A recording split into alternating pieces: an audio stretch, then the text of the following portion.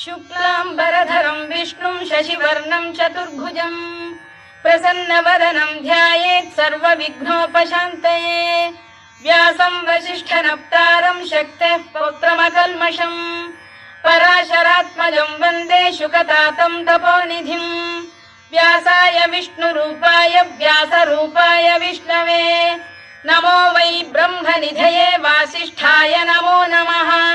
अविकाराय शुद्धाय नित्याय परमात्मने सदैकरूपरूपाय विष्णवे सर्वजिष्णवे यस्य स्मरणमात्रेण जन्म संसारबन्धनात् विमुच्यते नमस्तस्मै विष्णवे प्रभविष्णवे।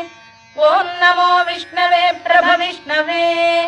श्रीवैशम्पायन उवाच